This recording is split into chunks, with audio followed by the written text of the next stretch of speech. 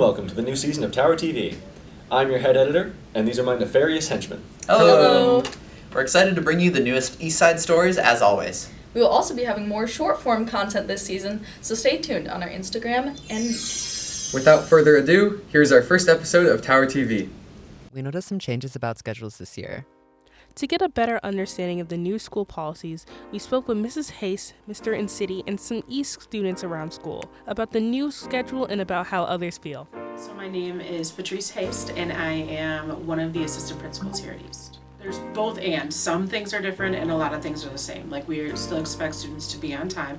We expect students to be in class and not in the hallways.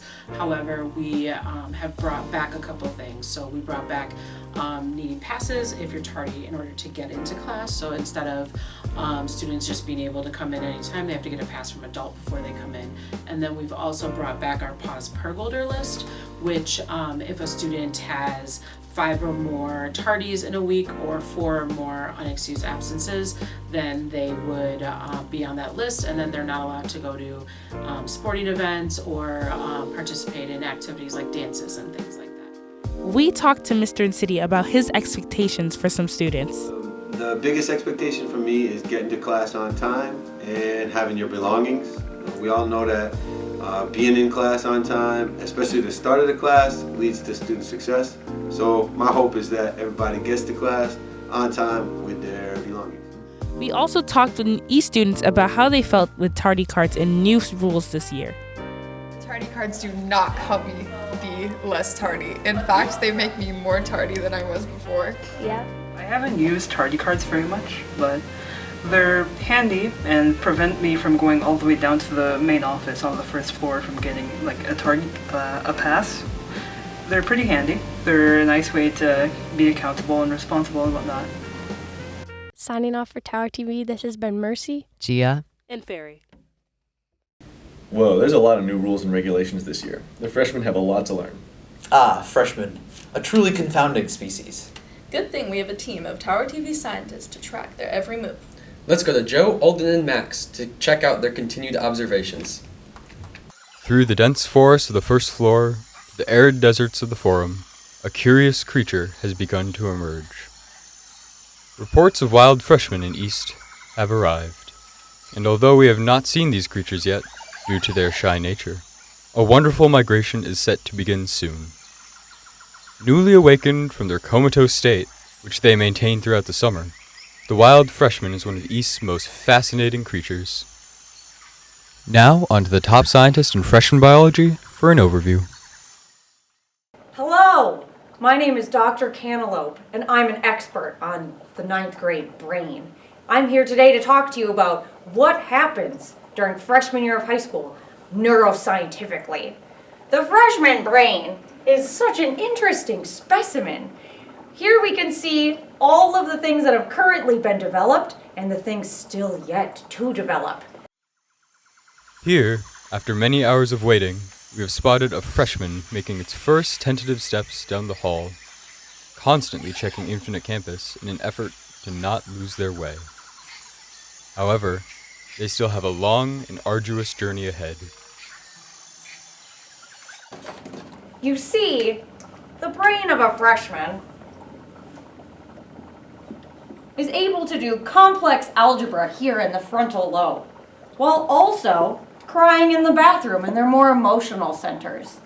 The big key factor here to the 9th grade brain is the amygdala, which is constantly on fire, which is why they go the wrong way down the hallways, and maybe call each other names they shouldn't be doing in class. Unfortunately, this freshman has arrived late, unused to the times kept here at East. This grave mistake has forced the freshman to travel the halls at the same time as the most dangerous creature at the school, the roaming teacher. These teachers haunt the halls, searching for passless students, and this freshman is an easy target. Now, this freshman's only hope is stealth. This young scholar, however, unlike many of their peers, was able to avoid the gaze of the teacher and slips into class unnoticed, surviving one more day in the wilds of East. Signing off for Tower TV, this has been Max, Alden, and Joe. What a fresh new batch of students. Sounds like we need a new teacher to accommodate them all. Good thing we got Mr. Jake Rodgers to teach the students geometry. Let's check out his classroom with Jane, Libby, and Arthur. It's another beautiful day at East High School, and we are here interviewing former East High School student and current geometry teacher, Jake Rodgers. Jake? Mr. Jake? Mr. Rodgers.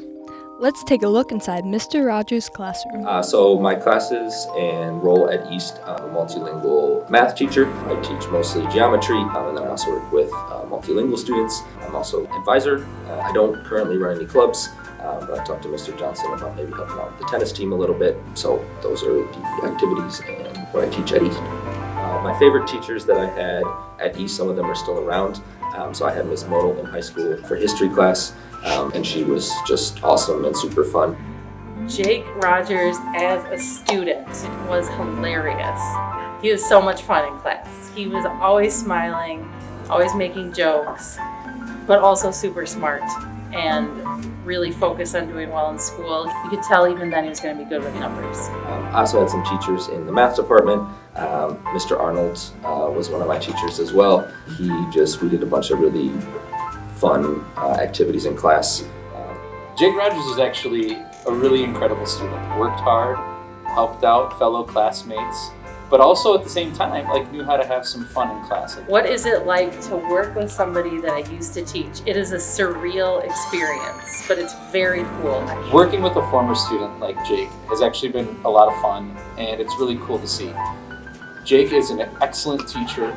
He brings a lot of charisma and fun energy to our building, and that's exactly the kind of teacher we want to have at East. So yeah, I'm thrilled to have Jake back. I'm glad he decided to return to East. What made me decide to come back to East was not only do I live on the East Side, it was also a place to come and give back to a community that's given so much to me. Whoever snagged Jake Rodgers from Sun Prairie, thank you. Okay? Okay, we good? Yeah, you're all good. I gotta go feed my fish. Okay, yeah. No, but actually I gotta go feed my fish. Signing off for Tower TV, this has been Jane, Libby, and Arthur. Teachers are an integral part of our community here at East. Absolutely, but they're not the only leadership we have. We also have a thriving student congress to help us out. Let's see exactly what that entails with Jordan, Isaiah, and Tessa. We checked in with our student congress to see how they are kicking off the year. We interviewed our new officers to find out what East Student Congress is about and what their latest projects are looking like. Let's see what our social officer, Mason Beery, has to say. Student Congress organizes things like homecoming, prom, other events like the cookout at the end of the year, and pep rallies and stuff. Any community building events for the school, so prom, homecoming. Work on planning the big school events. Student Congress is comprised of students, any student 9th through 12th grade throughout the school that wants to be part of the community and make decisions together to celebrate the school. Things that I will be between 5'10" and 6'1". A regular meeting for Student Congress. We have a huge group of people, and everyone's eating their lunch, talking at first, and then we get together, and usually we start by I'll lead it or Miss Moto will lead, we'll go over our agenda and tell what we're doing for the day. The plan I was on was going down. I would put my own mask on first and help the person next to me, because that's what it says in the instruction pamphlet. If a regular meeting, Student Congress, get in, do attendance, chat up with some people, and then get down to the business, whatever we have on the agenda that day. Some meetings are just pretty chill. It's just a great place to hang out at lunch. Fan of Gouda and goat cheese. I also like cheddar a lot. We do volunteering together throughout the year, and we also do graduation. To pick to have rye bread with or without caraway seeds. I say it would depend on the day. When we plan prom, only the juniors do that, so the juniors will talk in their own groups while the seniors plan graduation, something like that. Other times we just split up in small groups based on who you're around, so you can come up with ideas that we'll then share out with everyone. January 6, 2021, I was in the attic of my house watching MSNBC. Signing off for Tower TV, this has been Isaiah, Jordan, and Tessa. Nice. As you just heard, our student council facilitates a lot of community events. They help to plan out dances, as well as Spirit Week. Let's head over to Cam, Aiden, and Claire for an inside look at the students' Spirit Week outfits. Hello, Pergolders. A few weeks ago was the Madison East 2024 Homecoming Spirit Week, and we wanted to see what it was all about. Hey guys, this is day one of Spirit Week. Let's go find some school spirit. What jersey are you wearing today? It's a Bengals? Yeah, Looks like a number 1. Jamar Chase jersey? Yeah, I don't know who this is. All right. And what jersey are you wearing today? Johnny Davis's UW jersey. Now let's go to Wednesday. Today is Multiples Day. Who are we here with? I'm Waldo. I am Waldo. I'm also Waldo. Waldo, too.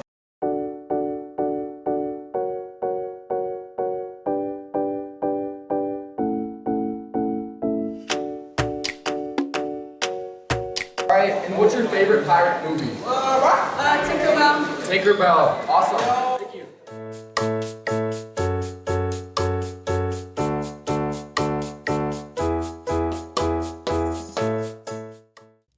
Signing off for Tower TV, this has been Claire, Cam, And Aiden.